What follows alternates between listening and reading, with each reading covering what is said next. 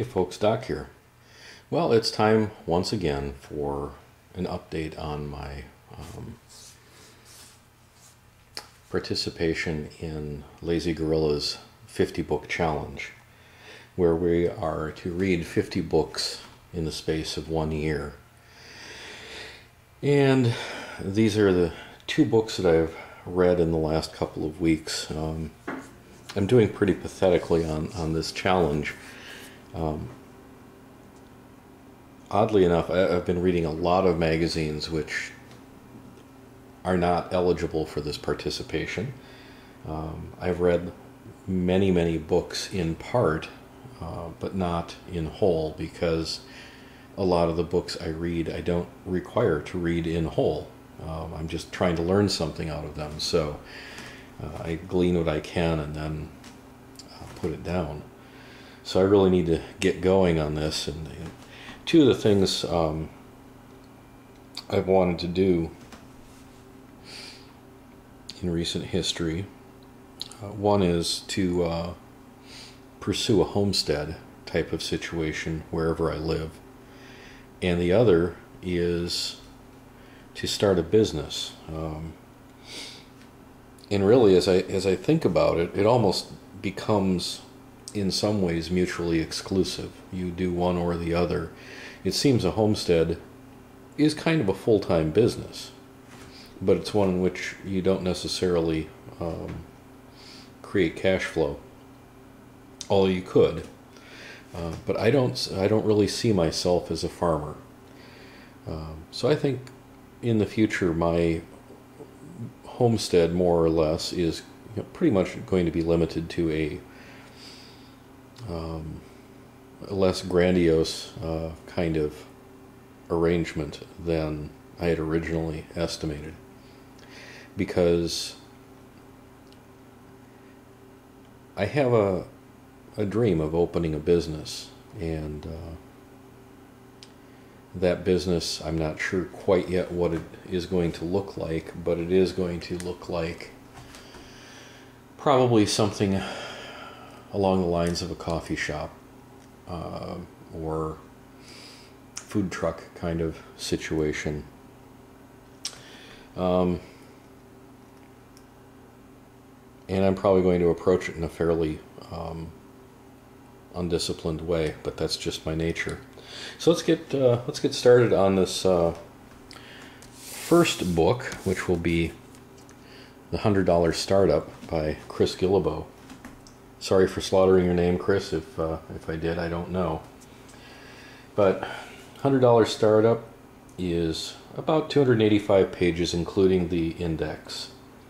And as it says, I mean, it's about starting up a business, and it's about starting up a business not rigorously for $100 or less, but it shows that you can start up a business without a lot of cash. Now, the caveat on that is that the businesses he's mostly talking about that you can start up with less than $100 are probably businesses that don't require a lot of overhead. A restaurant would require a lot of overhead. It's going to require a substantial amount of cash outlay. A food truck, much less so, but still you're going to have to lay out some cash. But the things I learned from this book were very interesting.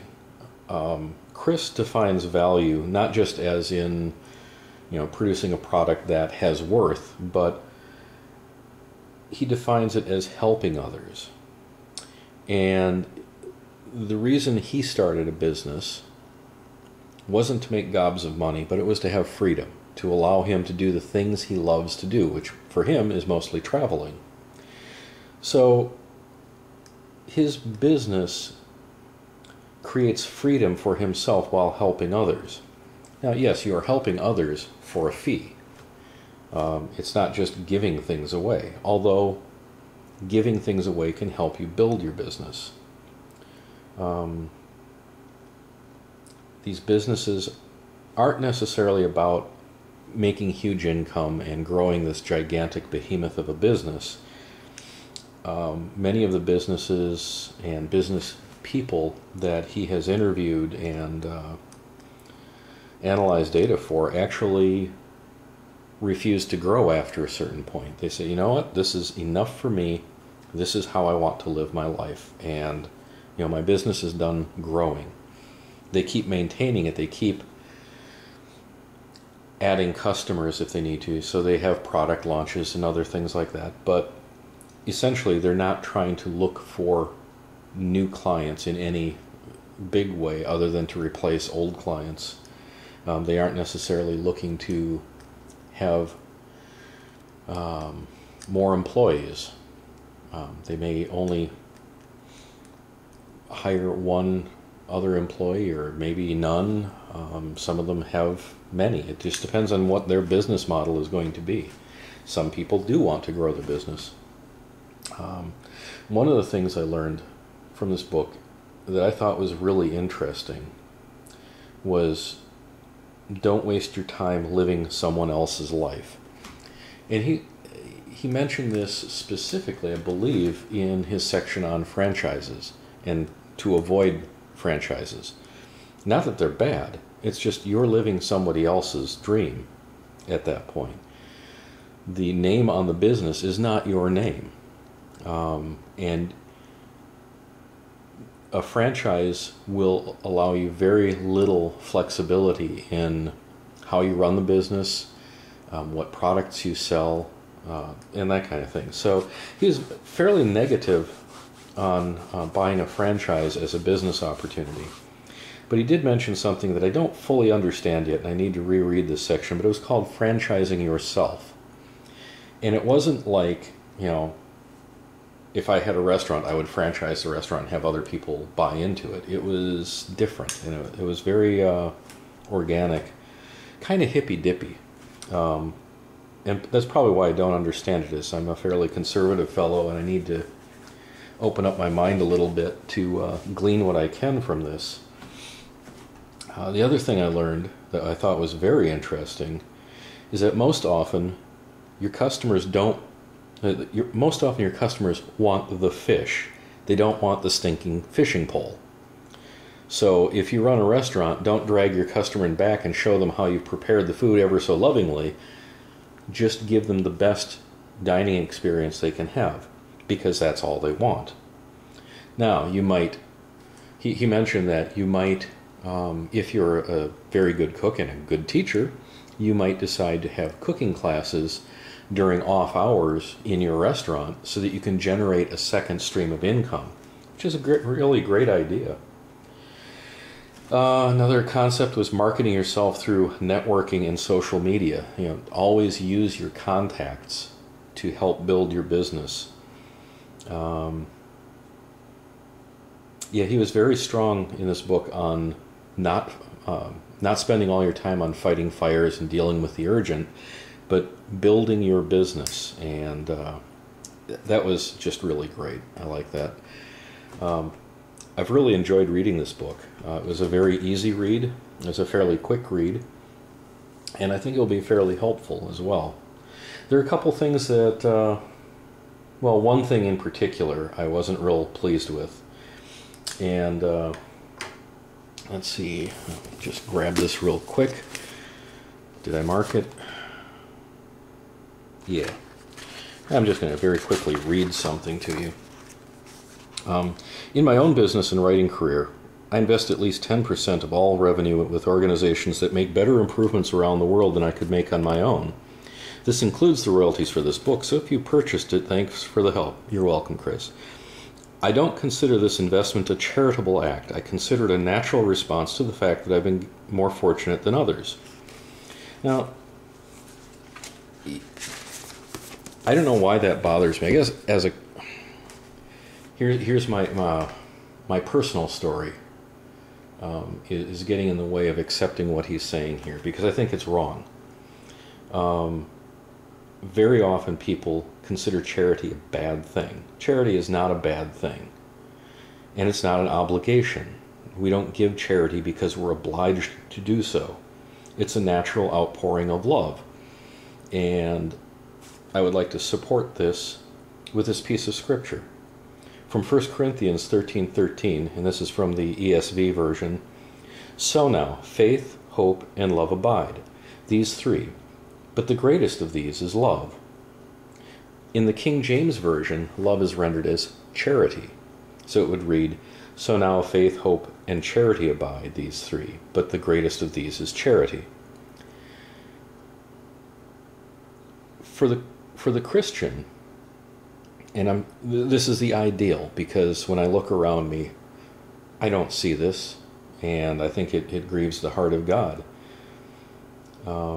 In the Christian life, charity, giving to others, giving back, is a natural outpouring of God's love within us. So I don't view charity as a bad thing. I don't view accepting charity as a bad thing, because charity is simply love. It's us taking care of our brothers and sisters. So, sermon closed.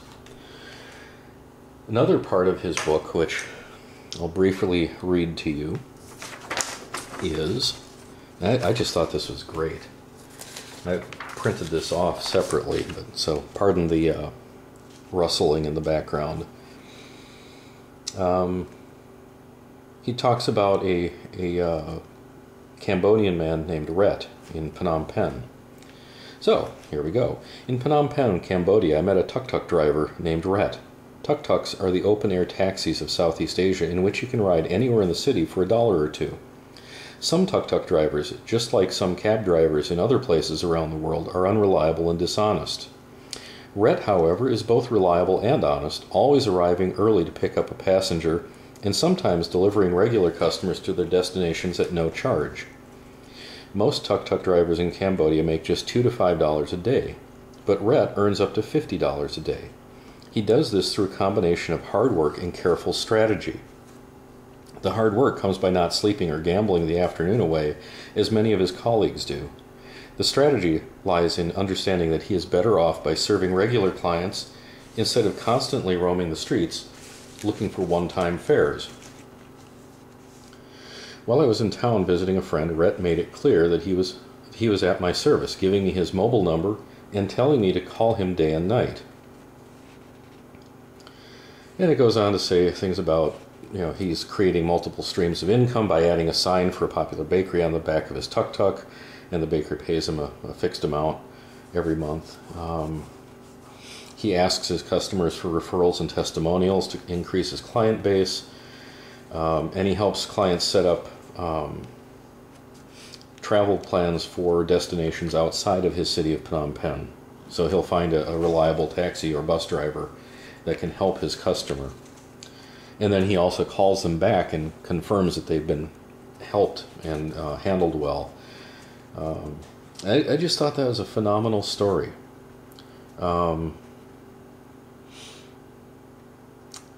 So, here's this guy with no formal education, barely speaks English, and he is acting so incredibly responsibly, unlike a lot of people I see around me here in the States, who complain that they're not being paid enough, but they waste their money on booze and cigarettes and gambling, and they call it they're just having fun. They're enjoying life, and I understand that to a degree. But if you're in a situation where you're making a small amount of money, shouldn't you be trying to make more? Not just telling your boss, pay me more, but actually putting the work into earning more. So, and again, sermon closed. So, all in all, this was an excellent book. I recommend it highly. I really enjoyed it. I have a feeling that the author and I probably share more, have more in common than I'm willing to admit. Seeing as I think he's probably fairly liberal and I'm fairly conservative, but the older I get and the more I think down streams of political thought, I'm getting this strange feeling that conservatives and liberals share a lot more than they think they do and are willing to admit. And someday I'm going to puzzle this out and tease out all the little lines of thought and unravel it and understand it. Right now I don't. So, next book, and I wasn't, honestly I was not as impressed by this book. This is The Empire of Dirt by Manny Howard. I have no idea how many pages it is.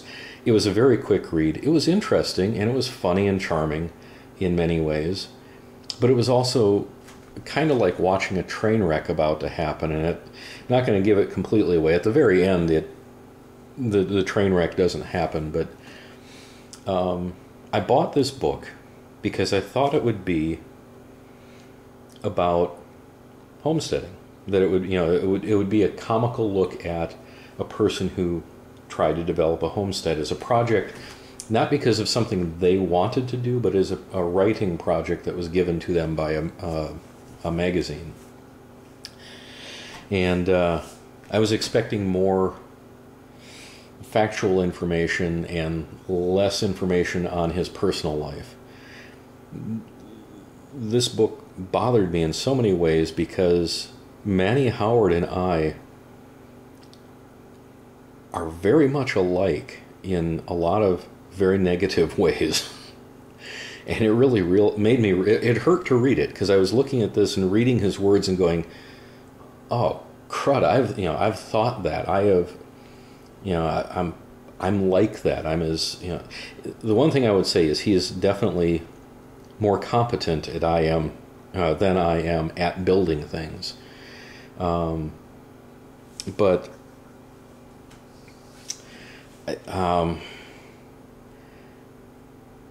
I give a tentative recommendation to read this book for no other reason than it's entertaining.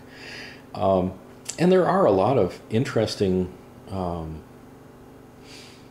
facts and observations about developing a homestead. But you have to understand that this comes from a perspective of I'm not really doing this for the long haul. I'm just doing this as a project, and so in some ways it's not really relevant to a person who is interested in homesteading. On the other hand, it does give a person who is tentatively interested some insight into how much work is involved and what kind of learning curve there is. Those were very humorous things, the learning curves, and they were painful too, to see how many animals died at his hands because he didn't have enough information and wasn't knowledgeable. Somebody involved in animal husbandry would probably cringe at most of the things he was doing and trying to learn. How many animals died because he didn't know what he was doing. So there you have it. The last two books I've read. I'm not sure what's on the horizon. I'm still reading Daniel Boone, and actually I'm not even reading that anymore. It's just up on the shelf. I am still reading Lewis and Clark Expedition, their notes, their journals, but oh Lord, that is slow going because it's very dry and boring most of the time. It's punctuated with some excitement and some interesting things, but most of it is just really, the river had a bend in it today and there was a sandbar and we got stuck and took hours to get off. I mean, that's hard to read, so eventually I'll get that one out of the way too. Anyway, Lazygorillas, thanks for the opportunity to share these books with people. Have a great day, folks.